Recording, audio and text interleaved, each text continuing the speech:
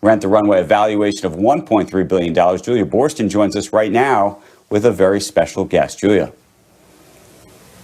Good morning to you, Andrew. That's right. We're joined now by Jennifer Hyman, the co-founder and CEO of Rent the Runway. Jen, thanks so much for talking to us on your IPO day. Oh my God, I'm so proud and so excited to be here. Such a milestone day for Rent the Runway. So Jen, tell us what does this IPO mean for the company and why do it right now? Yeah, so we have built this business from a single dress in a single situation to a full closet in the cloud that women use for every situation. Our mission has really always been to disrupt this multi-trillion-dollar fashion industry and provide the world's first and largest shared designer closet. And we have been able to do that while empowering women to feel their best every day. You know, we're so proud that this IPO is actually a historic one for women. We're the first founder-led company to IPO with a female CEO, COO, and CFO. That is quite the milestone indeed. Now, Jennifer, looking at your S1, there has been some bounce back since the depths of the pandemic, but your revenue is in decline and your subscriber count is below where it was before the pandemic. How do you address those potential concerns for investors? Yeah, well, our subscriber count is back up to nearly 100% of where it was at the end of 2019, as of the end of September, and we continue to experience fantastic momentum. We've also seen that the subscriber base has really diversified. So we're acquiring subscribers from more diverse geographies, more diverse household incomes, and for more diverse use cases. So 50% of her use cases now are for casual, everyday occasions. And frankly, you know, we've seen that women did not have to return to the office to return to Rent the Runway. 90% of our customers continue to work from home, but we've experienced this momentum where we're back up to 2019 levels. And so as women do return to an office, even if it's just a few days a week, or return to a party, that's just continued upside for the business. As it relates to revenue growth, we actually grew revenue sequentially between Q1 and Q2 by 39%, and we're experiencing similar momentum now.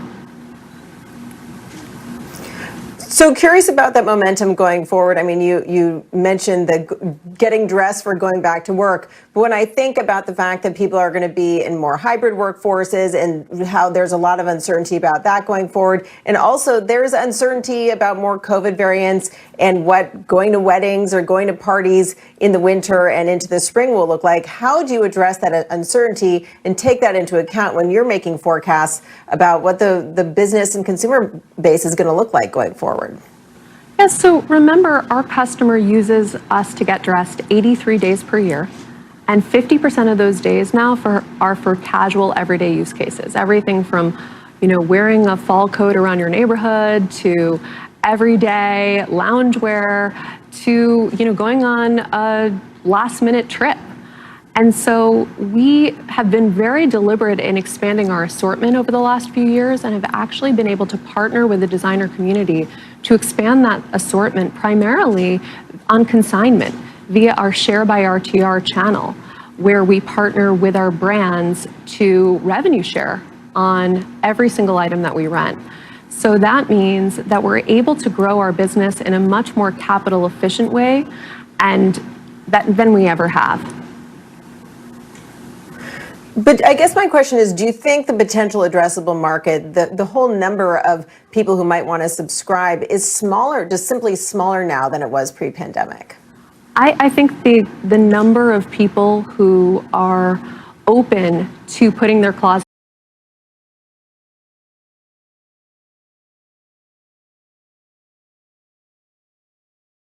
models into valuing experiences over ownership, into valuing sustainability as a core tenet of how we're going to spend our money, and into thinking about the actual cost and financial value of every single purchase that we make. And so Rent the Runway really wins on all three of those measures. And we've seen that in our customer base. We're seeing that she's joining us now because this is a more sustainable way to get dressed. And she's able to get dressed with 20x her buying power. Now, during the pandemic, you did expand it to move further into that sustainable model by offering a resale option.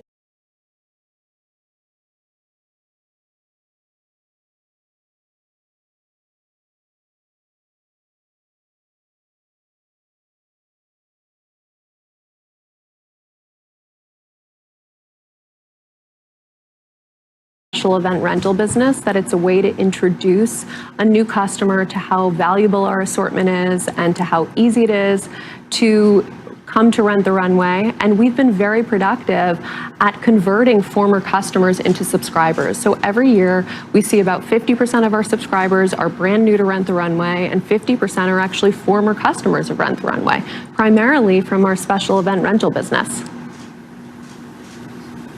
Well, quite a lot of growth so far and opportunities ahead. Jennifer Hyman, thank you so much for joining us and talking to us about your growth of Rent the Runway on your IPO day.